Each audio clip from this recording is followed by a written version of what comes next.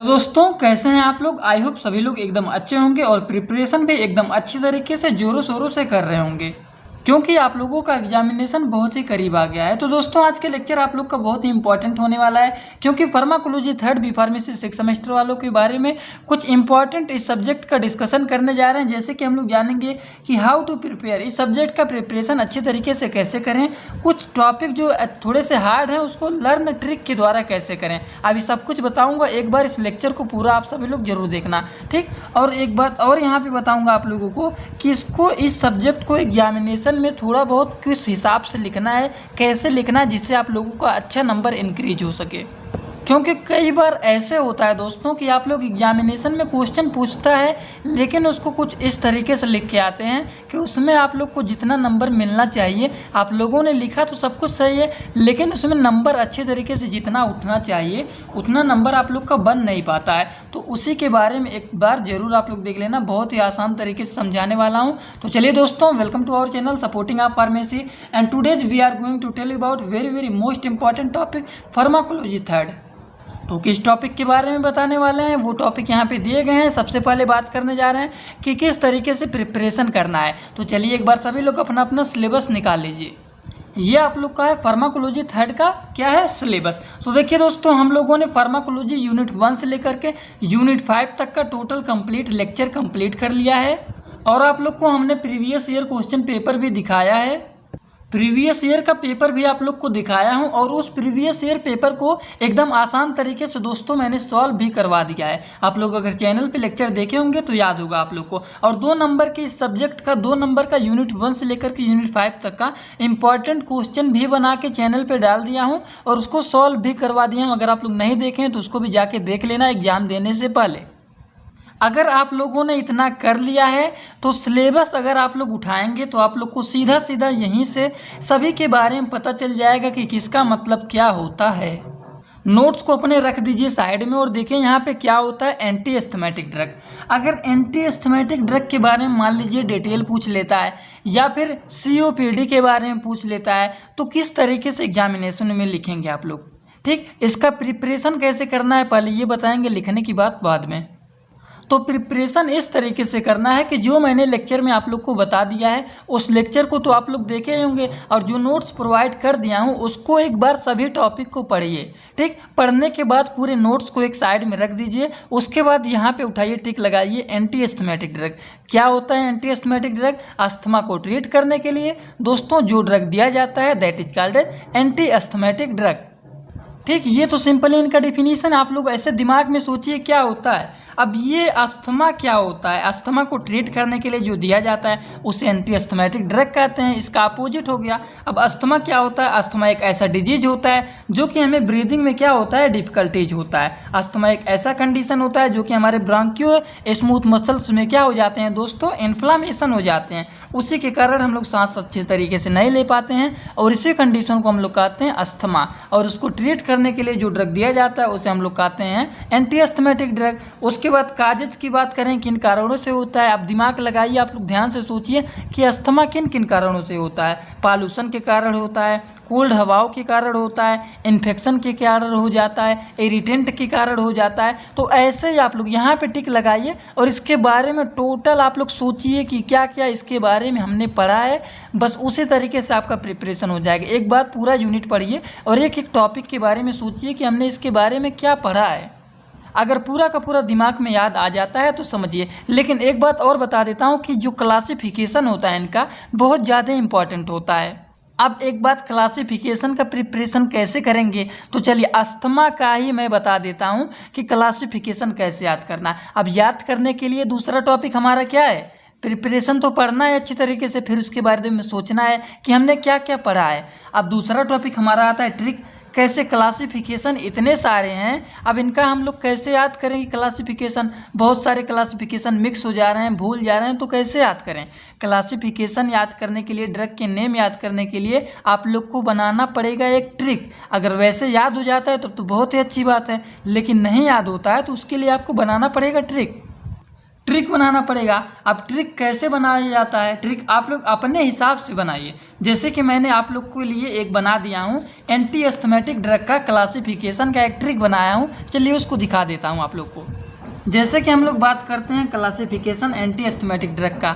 अब देखिए यहाँ पे हमारा ब्रोंकियोडाइलेटर हो गया, इनमें ये सब हो गए। उसके बाद दूसरा हमारा ल्यूकोट्रिन एंटागोनिस्ट है, तीसरा हमारा है मास्ट सेल स्टेबलाइजर, और चौथा हमारा कार्टिकोस्टेरॉइड हो गए, और पांचवा हमारा है एंटी एजी एंटीबॉडी। ठीक, तो इसके बारे में कैसे याद करना है, तो देखिए यहाँ पे कुछ आप लोग को दिख रहा है। यहाँ पे देखिए BRO, इसको क्या बोलेंगे, ब्रो। ब्रो मीन्स हो गया भाई। उसके बाद ले, यहाँ पे LA ल्यूकोट्रिन एंटागोनिस्ट, ले इसको कहिए ब्रो और इसको कहिए ले, इसको कहिए मस्त, और ये हमारा CARM हो गया, क्या हो गया, ये कार। ठीक, तो इसका मतलब क्या हो गया, भाई ले मस्त कार। कार लेने जा रहा है कोई भाई, अगर आपका कोई दोस्त ब्रदर है वो कार लेने जा रहा है तो उसको कहो ब्रो ले मस्त कार, मतलब मस्त कार लें। ठीक, तो यही हो गया। ब्रो मीन्स हो गया ब्रोंकियोडाइलेटर, ले मीन्स हो गया ल्यूकोट्रिन एंटागोनिस्ट, मस्त का मतलब हो गया मास्ट सेल स्टेबलाइजर, कार का मतलब हो गया कार्टिकोस्टेरॉइड, और एक बच रहा है, इसको बस आप लोग को यही तैयार करना है। तो यही ट्रिक होता है दोस्तों, अपने हिसाब से आप लोग को ट्रिक बनाना चाहिए। जैसे ब्रो ले मस्त कार, ले का मतलब क्या हो गया, ल्यूकोट्रिन एंटागोनिस्ट, मस्त का मतलब हो गया मास्ट सेल स्टेबलाइजर, कार का मतलब हो गया कार्टिकोस्टेरॉइड, और एक बचा हमारा एंटी IG एंटीबॉडी। ठीक, ब्रो का मतलब हो गया ब्रोंकियोडाइलेटर। अब इनमें कौन कौन से ड्रग इन्वॉल्व होते हैं, ड्रग के नेम 1 से 2 बार पढ़ लेंगे, आपका हो जाएगा तैयार। तो इस तरीके से आप लोगों को ट्रिक बना बना करके याद करना है क्लासिफिकेशन।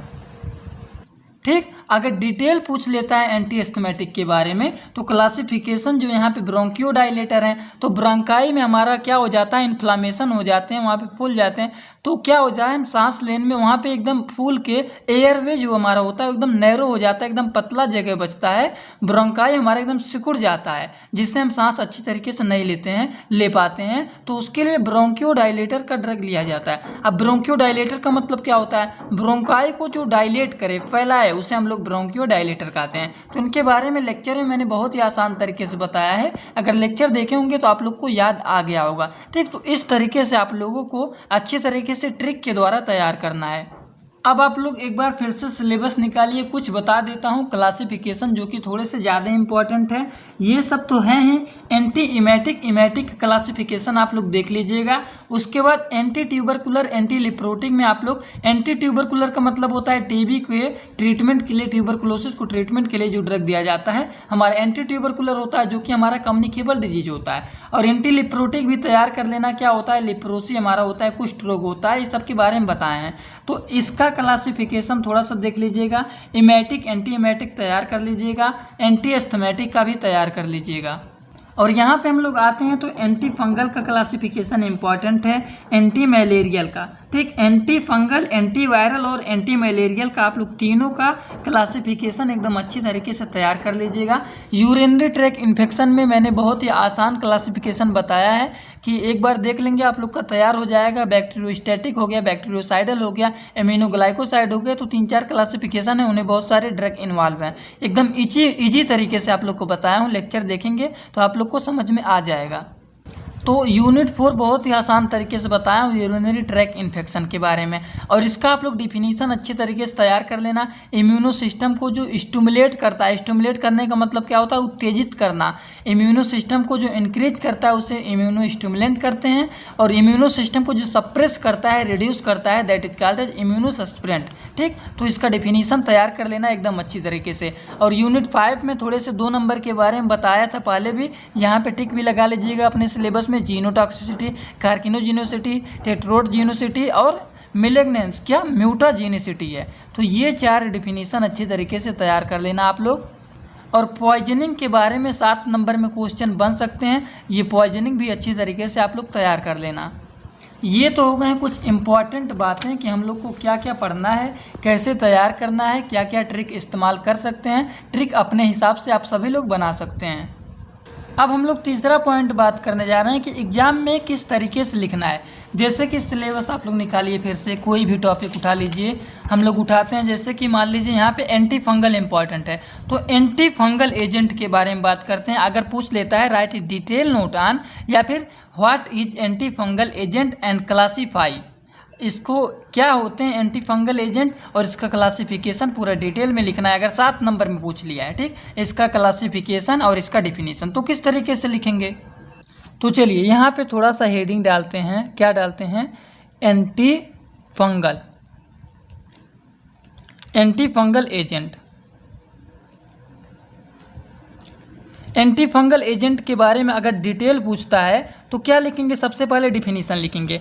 तो बहुत सारे स्टूडेंट सीधा सीधा लिख देते हैं कि anti fungal are those agent या फिर are those drug which is use in the treatment of fungal infection. ठीक, ऐसे नहीं लिखना है आप लोगों को। एंटी फंगल सबसे पहला पॉइंट आप लोगों को लिखना है नीले पेन से, anti fungal is derived from two word जो मैं बोल रहा हूँ उसको लिखना है। 2 वर्ड से मिलके बना होता है। कौन कौन से, एंटी प्लस फंगल। अच्छे तरीके से लिखना है, मैं तो यहाँ पे बस वैसे ही बता दे रहा हूँ, एंटी प्लस फंगल। अब इसको आप लोग को इस तरीके से कॉलम में कर देना है। एंटी का मतलब होता है अपोजिट ट्रीट, ठीक, अपोजिट ट्रीट करना, अपोजिट ट्रीटमेंट। फंगल का मतलब क्या होता है, फंगल इन्फेक्शन, ठीक, फंगल इन्फेक्शन। तो फंगल इन्फेक्शन को अपोजिट जो ट्रीट करने के लिए ड्रग दिया जाता है उसे हम लोग anti fungal agent, anti fungal drug कहते हैं। तब बात आता है हमारा, अब ऐसे डिफिनीशन लिख के सीधा सीधा क्लासिफिकेशन हमें नहीं लिखना है। अब हमें हेडिंग यहाँ पे डालना है नीचे बड़ा सा एक हेडिंग डालेंगे, फंगल। अगर 7 नंबर में पूछा है तो सीधा सीधा आप लोग बस ऐसे ही लिख देते हैं, डिफिनीशन क्लासिफिकेशन बना देते हैं, तो आप लोग का पूरा नंबर नहीं उठता है। लेकिन अब हेडिंग डालना है कि फंगल इन्फेक्शंस क्या क्या होते हैं, तो हेडिंग डालेंगे फंगल इन्फेक्शन।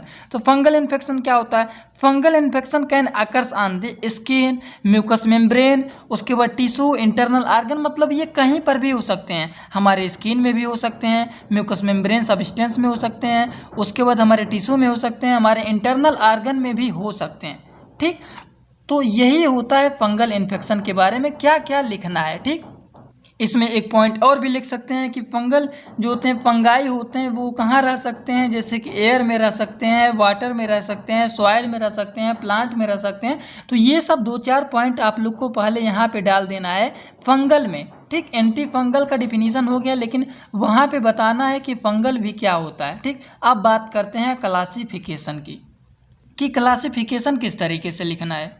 ये एक टॉपिक बता रहा हूँ दोस्तों, लेकिन सभी टॉपिक में देख रहे हैं ना, अपने सिलेबस में उठाइए, देखिए बहुत सारे ऐसे टॉपिक हैं एंटी करके। जैसे कि हमारा देखिए एंटी ट्यूबरकुलर एजेंट हो गया, तो एंटी ट्यूबरकुलर का मतलब ट्यूबरकुलोसिस को ट्रीट करने के लिए जो ड्रग दिया जाता है उसे एंटी ट्यूबरकुलर कहते हैं। एंटी लिप्रोसी को ट्रीट करने के लिए जो दिया जाता है, तो इसको तोड़ के आप लोग को एग्जामिनेशन में लिखना है। अगर तोड़ के पढ़ेंगे, तोड़ के लिखेंगे, तो आप लोग को लिखने में भी आसानी रहेगी और पढ़ने में भी आसानी रहेगी और नंबर भी अच्छे बनते हैं। अब देखिए एंटी फंगल का क्लासिफिकेशन आप लोग को पहले इसीलिए 2 तरीके से दिखाया था। जैसे एंटी फंगल क्लासिफिकेशन आपने याद किया, अब कुछ इस तरीके से लिख दिए, एक केमिकल नेचर पर बेस होता है, एक हमारा एडमिनिस्ट्रेशन पर बेस होता है जिसमें एंटीबायोटिक, एंटी मेटाबोलाइट, एजोल्स, उसके बाद इसी में डालते चले गए, बहुत सारे ड्रग हो गए, पॉलिन, सेट्रोसाइक्लिक, ये सब, एम्फोटेरिसिन बी, ये सब ऐसे करते चले गए। अब पूरा का पूरा तो आपने लिखा है बहुत सही, लेकिन आप बताइए आप एग्जामिनेशन में इस तरीके से लिखेंगे तो ये बेस्ट है, या फिर आप एग्जामिनेशन में जा रहे हैं एंटी फंगल के बारे में पूछा है, इस तरीके से लिखते हैं एंटी फंगल ड्रग। इसमें हमारे क्या क्या इन्वॉल्व होते हैं, ट्रिक से याद करना है, तो इसमें लिखिए 4 ए होता है और 1 ओ होता है, antibiotic, anti metabolite, azoles, allylamine and other topical agent. उसके बाद इसको आप लोग तोड़िए, इसमें 3 कैटेगरी होते हैं, पॉलिन्स, इकेनोकैंडिन्स, हेट्रोसाइक्लिक, बेंजोफ्यूरान। ठीक, उसके बाद ये सबको ऐसे कॉलम में बना के लिखेंगे। तो आप खुद सोच के बताइए कि दोनों में से बेस्ट कौन लग रहा है। अगर क्लासिफिकेशन और वो पूरा पूछा है, अगर यहाँ पे मिलना रहेगा हमें 2 नंबर 3 नंबर, तो यहाँ पे हमें कम से कम, अगर 5 नंबर का क्वेश्चन है तो कम से कम 4 नंबर तो आपको एकदम आसान तरीके से मिल ही जाएंगे। ठीक, तो इसीलिए कहता हूँ इस तरीके से नहीं, इस तरीके से लिखने की कोशिश करिए जिससे देखने में भी अच्छा लगे, सब कुछ समझ में आए और थोड़ा सा बेस्ट भी लगे। तो ज़्यादातर एग्जामिनेशन में क्लासिफिकेशन अगर पूछता है तो आप लोग को कुछ इसी तरीके से बना करके लिखना है, जिससे अच्छा भी लगे और क्या हो, नंबर भी इंक्रीज हो सके। और डिफिनीशन पूछता है एंटी करके, अगर कोई भी है, एंटी अस्थमेटिक हो गया तो anti asthmatic is derived from two word, anti plus asthmatic. Anti का मतलब क्या होता है, अपोजिट ट्रीट, और अस्थमेटिक का मतलब क्या हो गया, अस्थमा। अस्थमा को ट्रीट करने के लिए those drug which are use in the treatment of asthma. ठीक, अब अस्थमा क्या होते हैं, अब हेडिंग डालेंगे नीचे अस्थमा। अस्थमा क्या होता है, अस्थमा के बारे में भी जस्ट मैंने बताया है कि क्या होता है, कि अस्थमा एक ऐसी डिजीज होती है जिसमें हमें ब्रीदिंग डिफिकल्टीज होती है। ठीक, तो यही सब प्रोसेस आप लोग को इस तरीके से लिखना है इस सब्जेक्ट में। और प्रिपरेशन किस तरीके से करना है, एक बार पूरे के पूरे लेक्चर को, पूरे के पूरे नोट्स को ध्यान से पढ़ लीजिए, और ध्यान से पढ़ने के बाद जो इम्पोर्टेंट लगे उसको पढ़ लीजिए। पढ़ने के बाद आप लोग नोट्स को साइड में रखिए और निकालिए अपने सिलेबस को निकालिए, किसी भी टॉपिक को उठाइए और उसके बारे में पूरा सोचिए जो जो आपने पढ़ा है। देखिए अगर दिमाग में पूरा याद आता है तो ठीक है, नहीं याद आता है, जिस जगह पर आप लोग भूल रहे हैं, फिर उसको उठाइए, अपने सिलेबस को, अपने नोट्स को फिर से एक बार रिवाइज करके, फिर से बंद करके सिलेबस को उठाइए और तब पढ़िए। ये प्रिपरेशन करने का तरीका होता है। आई होप आप लोग को समझ में आ गया होगा। हमने आप लोग का यूनिट 1 से लेकर के यूनिट 5 तक का टोटल कंप्लीट लेक्चर कर दिया है, और प्रीवियस ईयर पेपर भी सॉल्व करवा दिया है, 2 नंबर का क्वेश्चन भी सॉल्व करवा दिया है। अगर आप किसी को कोई डाउट हो तो ज़रूर बताइएगा। तो चलिए दोस्तों, thanks for watching my video. Like, comment, share and subscribe this channel.